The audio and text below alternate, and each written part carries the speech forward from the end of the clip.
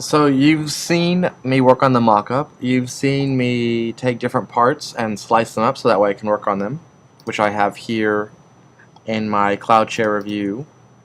I'm going to go ahead and shrink that down because I don't need to be so big anymore, and I'm going to go ahead and drop my background image in there just so they're all together. Now what I need is I need to actually start making the pages. So I'm just going to go ahead and launch our text edit software. I'm just going to start real simple. So we'll have our head tag, we'll have the body tag,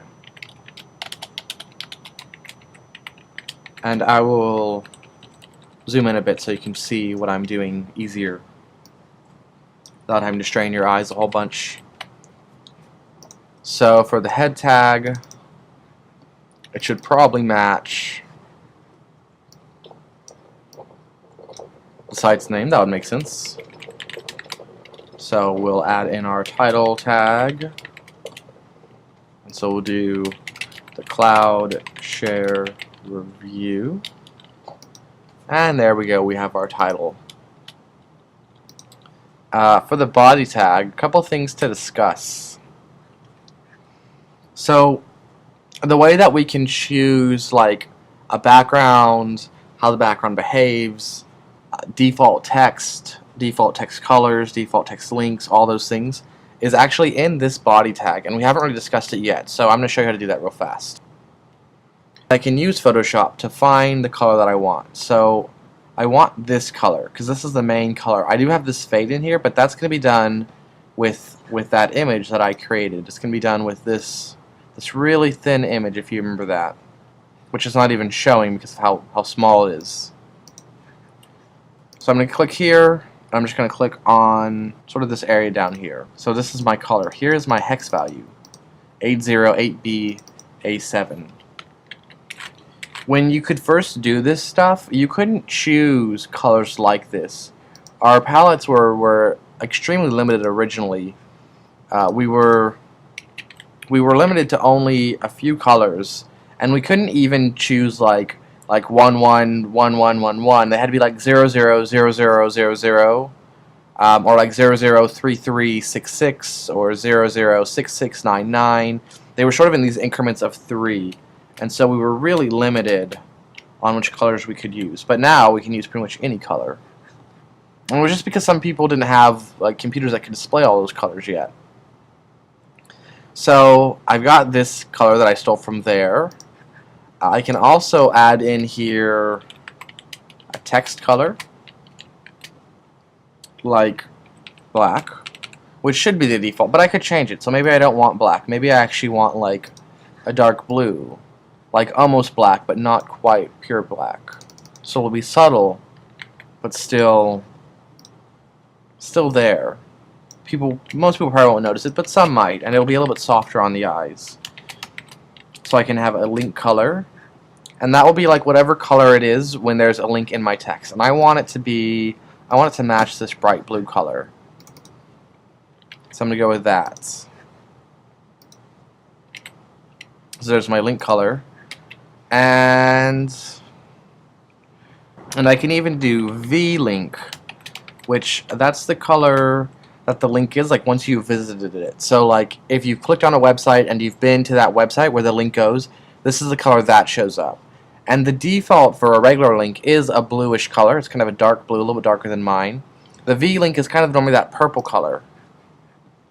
And so I'm going to say maybe I want mine to be kind of a darker, kind of a deeper blue. I could pull the one from the sky, but I want it to be more along the same hue. I don't want way up here because that's a different hue. If you watch this, see how it jumps? It's not the same hue. So I want the same hue, I just want it to be darker. So maybe more like that. So just this deep blue, but it's the same color of blue. And so that would be my V-link, my visited link. And I can also do A-link. A-links often aren't very noticed, but it's the color of the link as you click on it. So if you click on it, like it'll change color. That's the A-link color. And I think I want that for mine to be a little bit brighter. But That's already pretty bright. I almost have to change the hue on this one because it can't get really any brighter where it is. Just because it's approaching purple. Maybe like that. I think that's pretty decent. So I'll go ahead and grab that color. And I'll paste that in here. I need to add the background. So you're probably saying, well, you already added the background. Well, I added the background color. I didn't add the background image. So that's going to be this background.jpg. But I need it to be images/background.jpg because this file is going to go in here, and so it has to find it in the images folder. So we're going to change this to images/background.jpg. And I also need one other thing. So if you look on mine, you can see that this goes all the way up to the top. I've left no space up there, and that's how I want it. And so I need to add top margin. I'm going to make that 0. I'm going to go ahead and just add in just some text, just so we can see if it's working. And we'll just make this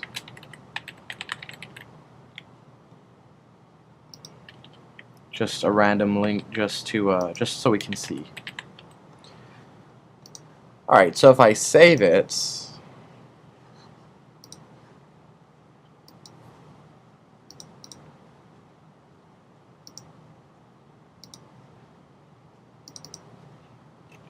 we're just going to make it just index.html. Just our default name. Now if we open it, so that's pretty nice. So you can see my fade here. It's not perfect. You can see some banding, and that was probably just from the JPEG compression. You can see my link here. If I click on it, go back. It's a little bit darker now, I think, but you could definitely see that highlight. That's the A link there. Now the issue is, if I make this smaller, it's repeating that background. That's not actually what I wanted. I wanted the background to stay the same. In the original HTML, it's not really easy to do that, but we can trick it.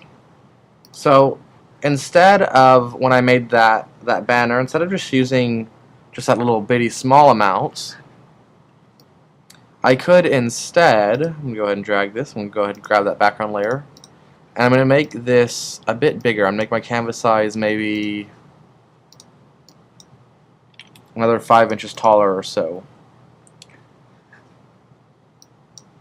And where is that coming from? That's okay. I'm just going to go ahead and make a new layer on top, and I'm going to color that. There we go. I'm not going to save this, but I'm doing it just for now. So if I want to make sure it doesn't repeat, I can just make like a really long page, a really long image. So that way I won't be able to repeat because it's just too long. Like it'll never get to the bottom. So I'm going to grab a couple pixels there. I'm going to grab a couple pixels at the top. If you remember last time I did that really long method where I was going the whole way down, I'm doing it this way just because it's a little different. So I'm going to zoom out so I can see the whole thing. I've got my little marching ants up there, my little marching ants down there, so parts of my selection. I held shift when I did the top one, so that way I could have both the top and the bottom one still. And I'm just going to go to image crop, and it's going to crop it based on where the edges are. Now you might think that, well, you're going to lose the middle, but I don't lose the middle because it keeps everything in between those selections, so at the very top and the very bottom. And now I'm just going to go ahead and save for web. I'm going to move this all the way up to 100% because we saw a little bit of compression before. I'm going to resave my backgrounds. Now I don't need to change any of the code because the name is the exact same. It's still background.jpg and it's still in the images folder. Just make that a little bit. So now if I go into Finder and I reopen it, Now you can see it's a little, I'm not sure if it's really any smoother or not. Let's go ahead and refresh this just to make sure it's loading the new one. Okay. If I zoom out though, you can start to see one down here, but I had to zoom out quite a bit, so that's probably pretty decent. And if I open this in Firefox, and you can see it here too, so pretty decent. So you can see that A-Link color.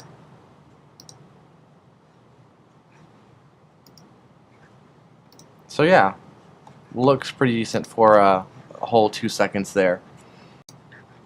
Now there is one more tag that I wanted to add to this. I'm going to shrink this just a little bit so you can see all the code a little bit easier. I think that's decent. So I could also do BG properties, and we'll see what's going to happen. This was originally Internet Explorer only code while they were competing with Netscape. So I've done BG properties fixed. If you don't want to be fixed, then don't even bother putting the tag in there. There's no reason otherwise. I'm going to go ahead and find some lorem ipsum, and I'm just going to copy and paste it in there. Let's go ahead and just to limit this a little bit and how it displays, and also get it a little bit closer to what it will actually look like. Going to do a center, going to do a table, going to make the width, I don't know, 700, and going to close out my table. And then in here, let's do like, I don't know, something ridiculous, like 15 paragraphs. Alright, so there we go. So we've got a whole lot. So that should give us a good amount of space. So I've saved, and I'm going to reopen. I forgot about paragraph tags. So remember, white space doesn't matter.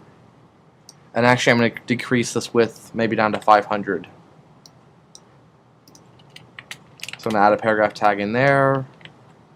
I'm not really bothering with closing the paragraph tag because, well, one, you don't have to, even though it's good form, but two, just for time.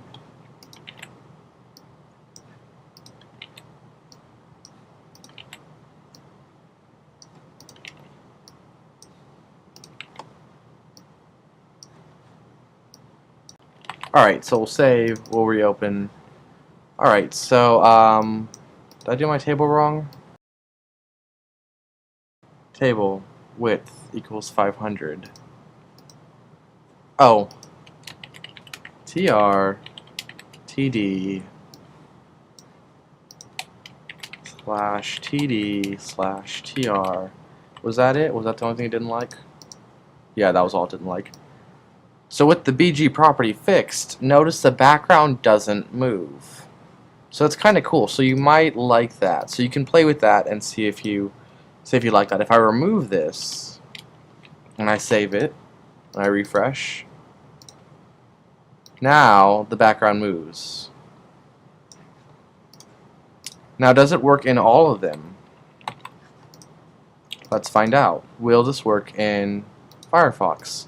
Will this work in Chrome? So Firefox does not recognize the fixed property. What about Chrome? So here we go, Chrome.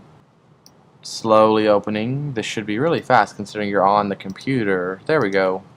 And Chrome does recognize the fixed property. And I mean, that's pretty cool. I mean, 2 out of 3, not too terrible, but keep in mind, if you're doing something that's really important, that it stays that way, that could mess up your design. So just something to be aware of.